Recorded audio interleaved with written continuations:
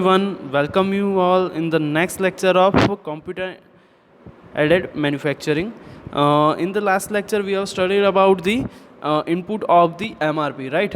तो आज के लेक्चर में हम देखेंगे कि भाई एमआरपी के जो इनपुट्स है जो लास्ट लेक्चर में हमने देखे थे राइट, उसको डिटेल में थोड़ा बहुत स्टडी करेंगे। ओके, तो फर्स्ट जो था वो था master production schedule. So in the master production schedule क्या है मास्टर प्रोडक्शन शेड्यूल? तो मास्टर प्रोडक्शन शेड्यूल ऑलरेडी हमने डिटेल में डिस्कस किया हुआ है, तो थोड़ा बहुत यहाँ पे एक एग्जांपल लेके दिखाया हुआ है right. So the master production schedule is a list of what end products are to be produced. Okay, how many of each product is to be produced and when the products are to be ready for the shipment. The general format of the master production schedule is illustrated in figure. Manufacturing firms generally work towards monthly delivery schedule. However, in figure the master schedule uses weeks as the time periods. The master schedule must be based on an accurate estimate of demand for the firm's product together with a realistic assessment of its production capacity. मतलब क्या होता है कि भाई master production schedule जो है उसमें हम क्या करते हैं, जो एंड प्रोडक्ट प्रोड्यूस होने वाली है उसका एक लिस्ट क्रिएट करके रखते हैं, उसमें कौन सी प्रोडक्ट जो है वो इंक्लूडेड है और वो कब प्रोड्यूस होगी। ओके, वैसे जो मास्टर प्रोडक्शन शेड्यूल है उसमें हर बार क्या होता है कि भाई मंथली एक रिकॉर्ड जो है वो जनरेट होता है राइट, और उसका डिलीवरी शेड्यूल जो है वो जनरेट होता है राइट। बट हियर जो यहाँ पे जो बताया गया आपको वो क्या है, एक वीकली शेड्यूल है कि जिसमें प्रोडक्ट जो है वो कौन सी प्रोडक्ट कब जो है रेडी हो जाएगी और डिस्पैच होने वाली है राइट। तो यहाँ पे देखो प्रोडक्ट P1 जो है यहाँ पे वीक नंबर है, ये जो है वीक नंबर आपको दिए गए हैं कि भाई first week, second week, third week, fourth week, fifth week, six week after giving order. Okay, so ऐसा मत सोचना कि भाई मंथ में तो 4 ही वीक होते हैं राइट, 4 या 5 वीक मैक्सिमम राइट। तो वो यहाँ पे तो 6, 7, 8, 9, 10 है, तो ये कैसे पॉसिबल है? ये आफ्टर गिविंग दी ऑर्डर ये वीक जो है उसका टाइम है राइट। तो first week, second week, third week, यहाँ पे देखो 7th वीक में प्रोडक्ट P2 जो है उसके 70 पीस जो है वो रेडी हो जाने वाले हैं राइट। तो प्रोडक्ट P2 जो है वो उसका 70 काउंट जो है वो रेडी है कब? At week 7। But it is the schedule, as per the schedule इतने होने चाहिए। अभी हुए या नहीं हुए वो डिपेंड करता है कि आपका प्रोडक्शन जो है वो ऑन टाइम कंप्लीट हुआ है या नहीं। Same at the end of 8 week दूसरे प्रोडक्ट P2 के कितने 80 पीस जो है वो रेडी है, जबकि प्रोडक्ट P1 जो है वो 50 पीस रेडी है। सेम यहाँ पे at the weekend 9 right 25 piece of product P2 ready है, और एट द वीकेंड 10 राइट तो 100 पीस जो है वो प्रोडक्ट P1 के रेडी है। तो ऐसा हम बोल सकते हैं कि ये जो क्या है कि भाई वीक बेस्ड शेड्यूल है।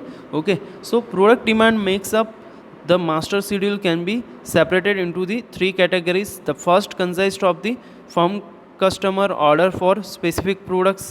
These orders usually include a specific delivery date which has been promised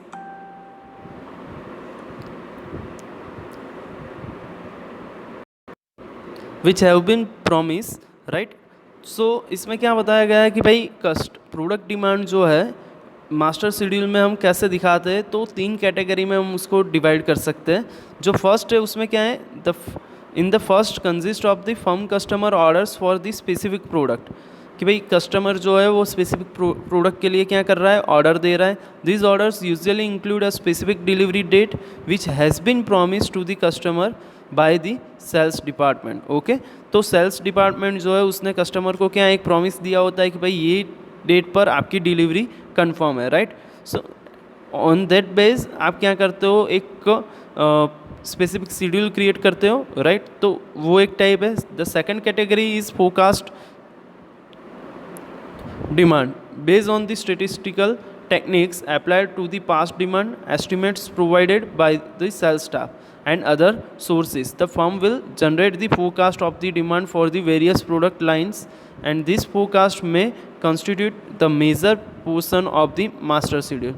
Okay, तो ये जो सेकंड कैटेगरी है वो बहुत ही मतलब एक तरह से ऐसा हम बोल सकते हैं कि डिपेंडेंट कैटेगरी है, कि जो आपके पास पास्ट एक्सपीरियंस है, जो पास्ट रिकॉर्ड है कि पर्टिकुलर ABC इंडस्ट्री का हमारे पास इस मंथ में इतना ऑर्डर आने ही वाला है, राइट। तो उस टाइम पे क्या होता है कि भाई हमारे पास प्रॉपर मशीन जो है वो दूसरे वर्क में बिजी रहते हैं, तो पहले से हम क्यों ना उसको क्रिएट करके रख दें, राइट। तो वो डिपेंड करता है, या तो उस कस्टमर को आप पहले से ही बोल दो कि भाई आपकी ये डिमांड जो है वो आने वाली है या नहीं है, राइट। तो एक तरह से सेल्स फोरकास्टिंग जो है वो एक क्रिएट हो जाता है, ओके।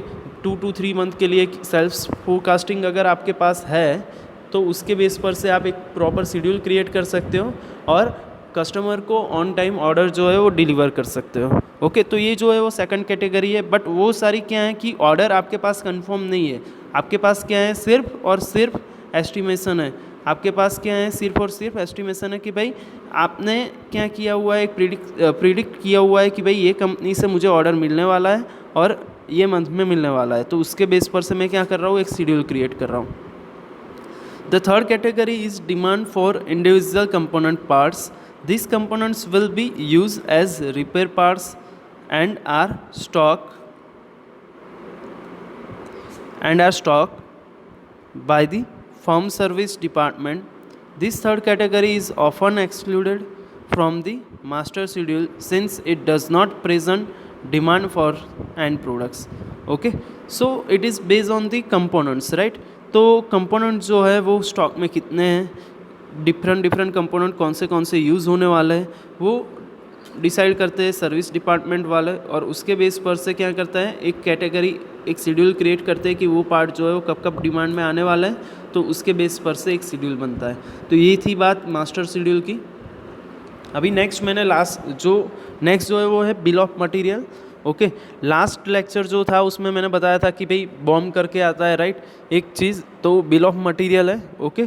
तो बिल ऑफ मटेरियल में बेसिक क्या होता है कि in order to compute the raw material and component requirement for end product listed in the master schedule, the product structure must be known, okay. This is specified by the bill of material, okay. तो आपको particular चीज़ जो है जिसकी requirement है, right, उसके लिए क्या होना चाहिए, प्रोडक्ट स्ट्रक्चर होना चाहिए, ओके। जो एक प्रोडक्ट स्ट्रक्चर मतलब क्या होता है वो मैं आपको समझाता हूँ कि सपोज हम 4 व्हील की बात करते हैं, राइट।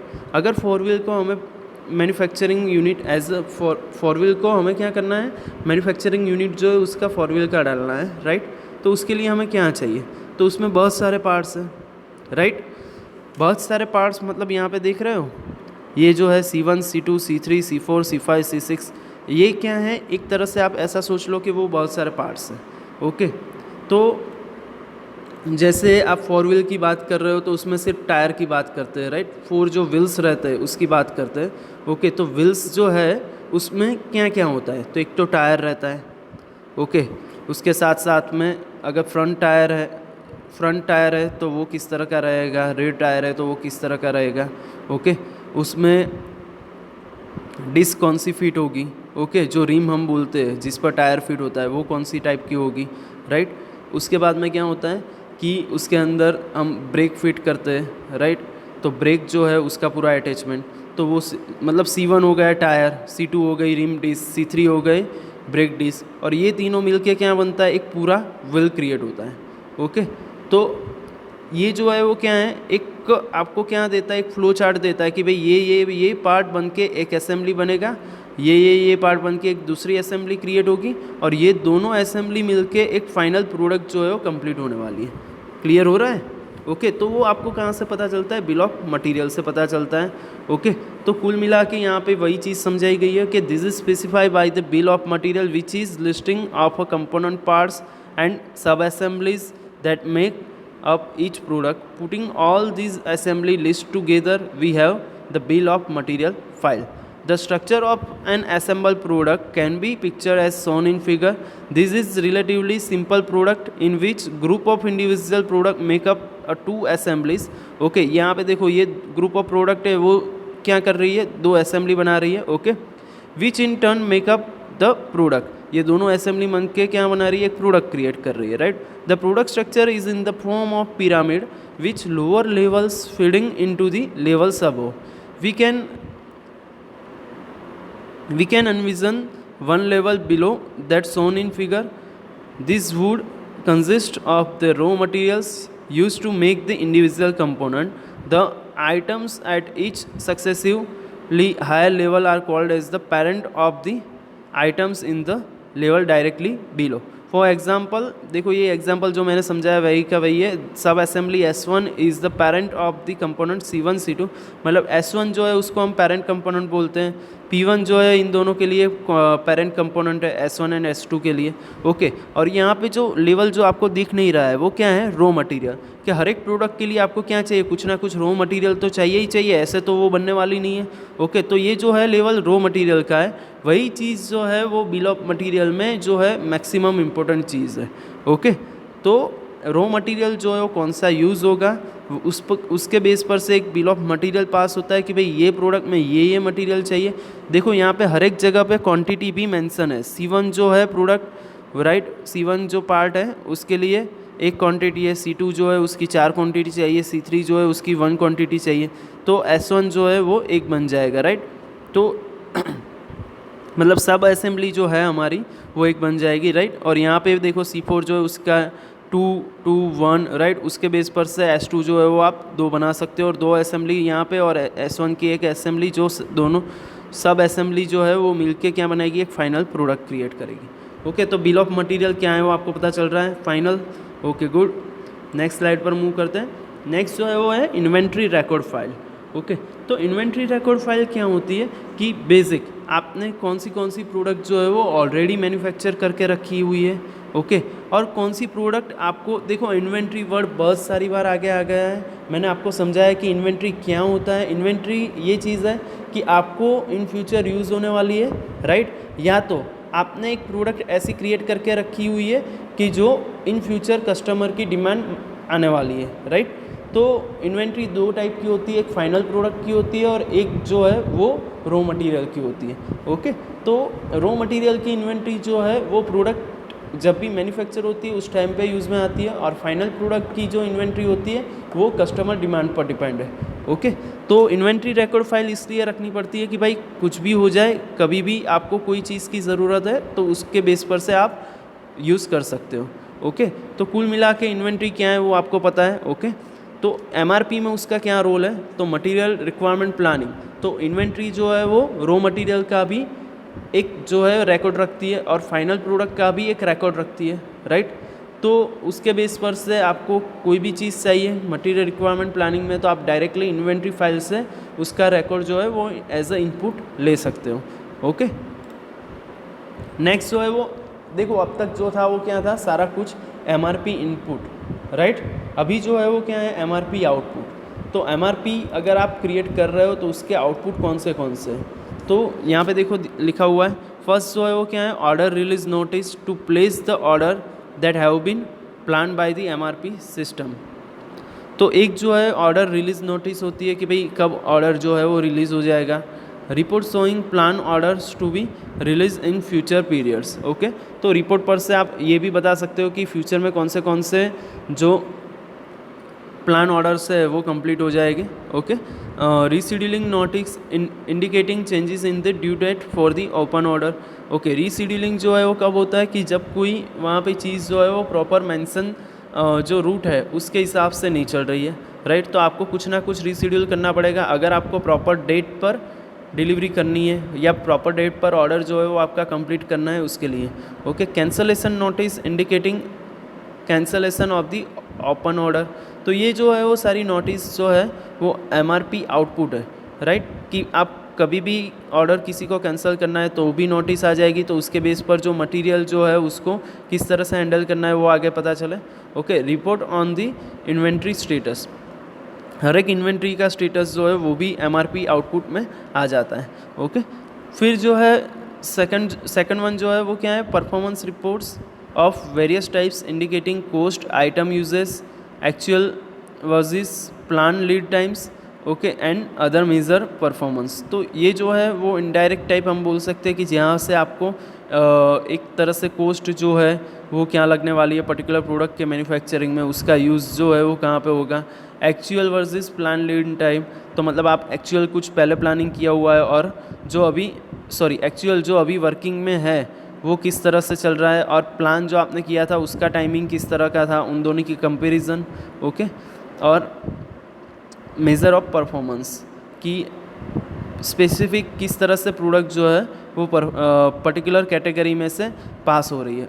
ओके, सेकंड जो है वो है expectation reports showing deviations from schedule, orders that are overdue, scrap and so on. तो मतलब इस पर से आपको पता चलता है कि भाई कौन सा ऑर्डर ओवरड्यू होने वाला है, पर्टिकुलर चीज़ जब आप मैन्युफैक्चर कर रहे हो तो उसमें से कौन सा स्क्रैप निकलेगा। ओके, तो उस पर से आप कुछ एक्सपेक्शन कर सकते हो, अगर आपको कुछ चेंज करना है तो भी आप कर सकते हो। Okay, inventory forecast indicating projected inventory levels both aggregate inventory as well as item inventory in future periods. Okay, तो कुल मिला के ये जो है सारे वो MRP आउटपुट्स है। तो होप सो आपको ये सारी चीज़ जो है वो समझ में आई होगी। ओके, तो ये लेक्चर में हमने अभी तक क्या स्टडी किया, फर्स्ट जो था वो था MRP जो है उसके इनपुट कौन से हैं। ओके, तो उसको डिटेल में हमने स्टडी कर लिया कि भाई मास्टर प्रोडक्शन शेड्यूल क्या होता है, उसके बाद में बिल ऑफ मटेरियल क्या होता है, उसके बाद में इन्वेंट्री रिकॉर्ड फाइल जो है वो क्या होती है, MRP के आउटपुट्स कौन से हैं। ओके, तो वो सारी चीज़ हमें पता चल गई है। तो अभी नेक्स्ट जो है वो क्या है, बेनिफिट्स ऑफ MRP। तो देखो MRP सिस्टम जो है मटेरियल रिक्वायरमेंट प्लानिंग, वो हम क्यों यूज़ कर रहे हैं, राइट। तो आपने अभी तक जो स्टडी किया उस पर से आपको कुछ ना कुछ तो दिमाग में आया होगा कि भाई ये जो है वो अगर रखने से कंपनी का फ़ायदा है या नहीं है। अगर बेनिफिट है तभी रखेगी ना कोई कंपनी, ऐसे तो रख नहीं लेगी। ओके, कोई भी सिस्टम मार्केट में आएगी और उसको डायरेक्टली डेवलप या वर्किंग में तो वो नहीं ला देगी, राइट। तो इंडस्ट्री अगर MRP यूज़ कर रही है, मटेरियल रिक्वायरमेंट प्लानिंग अगर यूज़ कर रही है, तो उसके बेनिफिट कौन से आपके माइंड में आए ही होंगे, राइट। तो देखो पहला जो है वो क्या है, रिडक्शन इन इन्वेंट्री। ओके, तो इन्वेंट्री जो है उसमें रिडक्शन हो जाएगा। तो मतलब रिडक्शन मतलब डायरेक्ट रिडक्शन नहीं है, वो क्या है, MRP mainly affects the raw material purchase component and working process inventories. User claim 30 to 50% reduction in work in progress. मतलब क्या है, बेसिक MRP के बेस पर से इन्वेंट्री जो है वो कंट्रोल होने लगे अगर, तो बेसिक जो इन्वेंट्री में हमारा जो फाइनेंस लगा हुआ है वो क्या हो सकता है, कम हो सकता है। और इन्वेंट्री जो है वो 30 to 50% हम क्या कर सकते हैं, रिड्यूस कर सकते हैं। रिड्यूस करने का मतलब ये नहीं है कि ऑन टाइम आपको जो चाहिए वो प्रोडक्ट ना मिले। ओके, हमारा जो शेड्यूल है वो भी डिस्टर्ब ना हो और इन्वेंट्री जो है वो प्रॉपर तरीके से मेंटेन हो, वही काम है MRP का। ओके, अगर आपके पास प्रॉपर प्लानिंग रहेगा तो इन्वेंट्री जो है वो प्रॉपर तरीके से मैनेज होगी ही होगी। अभी सेकंड जो है वो क्या है, improve customer service. Okay, some MRP proponents claim that late orders are reduced 90%। Okay, ये देखो MRP सिस्टम जो है वो काफ़ी सारी इंडस्ट्री ने यूज़ की हुई है, तो उसके बेस पर से ऐसा बोल सकते हैं कि जो ऑर्डर कंप्लीट जिस टाइम पे होना चाहिए, अगर आपके पास MRP सिस्टम है तो 90% ऑन टाइम डिलीवरी आप कस्टमर को दे सकते हो। तो ये क्या होगा, ये कस्टमर सर्विस जो है उसको आप इम्प्रूव कर सकते हो। ओके, थर्ड वन जो है वो क्या है, quicker response to change in demand and in master schedule. Okay, तो quicker response to change in demand मतलब क्या हुआ, अगर कस्टमर ने कुछ चेंज दिया हुआ है तो आप उसको क्विक चेंज कर सकते हो। अगर कोई ऑर्डर जो है वो मिड टाइम पे कुछ कैंसिल हुआ है तो आप डायरेक्टली मास्टर शेड्यूल में उसकी नोटिस जो है वो निकाल सकते हो, राइट। तो वो मास्टर शेड्यूल में आप डायरेक्टली चेंज कर सकते हो। Greater productivity claims, greater productivity उसका मतलब क्या होता है कि भाई प्रोडक्टिविटी इंक्रीज़ हुई, इंक्रीज़ कब होगी, जब आपको कुछ आउटपुट अच्छा मिलेगा, right. So claims are the productivity can be increase by 5 to 30% through the MRP। Labour requirements are reduce corresponding. तो देखो प्रोडक्टिविटी जो है वो सारी चीज़ पर डिपेंड करती है कि भाई मशीन का यूजेस कितना होता है, राइट। मशीन जो है वो ऑन टाइम यूज़ में आ रहा है या नहीं आ रहा है या ऐसे ही पड़ा हुआ है, तो उस पर से आप क्या कर सकते हो, प्रोडक्टिविटी जो है इंक्रीज़ कर सकते हो। एज वेल एज लेबर जो है उनकी रिक्वायरमेंट भी क्या होती है, अगर ऑन टाइम सारी चीज़ आप लेबर को कभी देखो जो टाइम में आप बुला रहे हो उसमें आप उनका यूज़ कर रहे हो तो अच्छा है। अगर उन टाइम में आपको किसी वजह से कोई मशीन में कोई फॉल्ट आया या आपके पास मटेरियल नहीं है, उसकी वजह से अगर लेबर फ्री बैठे हुए हैं तो वो भी कॉस्ट कंपनी पर ही जाने वाली है। तो प्रोडक्टिविटी ओवरऑल क्या होने वाली है उस टाइम पे डाउन होने वाली है। बट अगर आपके पास पहले से प्लानिंग है, मटेरियल जो है वो सारा कुछ अवेलेबल है और मशीन जो है वो प्रॉपर तरीके से चल रहा है, तो उस टाइम पे क्या होगा कि भाई आपकी जो प्रोडक्टिविटी जो है वो क्या हो जाएगी, इंक्रीज़ हो जाएगी। ओके, अभी नेक्स्ट जो है वो क्या है, reduce setup and product change over cost. तो आपको पहले से पता है कि भाई ये जो चीज़ है वो किस तरह से कौन सी लाइन में वर्क करवानी है, तो एक सेटअप टाइम जो है वो भी रिड्यूस हो जाएगा और प्रोडक्ट चेंज ओवर कॉस्ट जो है वो भी रिड्यूस हो जाएगी। बेटर मशीन यूटिलाइजेशन, वो तो मैंने अभी समझा दिया कि भाई मशीन का यूटिलाइजेशन आप बेटर कर सकते हो। ओके, नेक्स्ट जो है वो है increase sales and reduction in sales price. Sale जो है वो इंक्रीज़ हो जाएगा, ऑटोमेटिकली इंक्रीज़ होगा अगर आप कस्टमर को सेटिस्फाई करते हो तो वो आप और मैक्सिमम आपकी इंडस्ट्री जो है उनका ऑन फ्लोर जो है उसका आप यूटिलाइजेशन कर रहे हो, तो सेल जो है वो इंक्रीज़ होने ही वाला है। Okay, these are also claim as the MRP benefit by some user. Okay, तो ये सारे जो है वो यूज़र रिव्यू है, यूज़र जो है उसने अपने तरफ से अपने बेनिफिट जो है वो दिखाए गए हैं। ओके, ये MRP सिस्टम जो है वो काफ़ी सारी इंडस्ट्री में अभी यूज़ भी हो रही है। ये जो थी वो MRP थी सिस्टम, राइट, अभी जो है वो MRP 2 भी आएगी सिस्टम। ओके, तो वो हम नेक्स्ट लेक्चर में स्टडी करेंगे, तो आज के लिए इतना रखते हैं। सो होप सो आपको ये लेक्चर जो है वो पसंद आया होगा। Thank you very much to watch the video.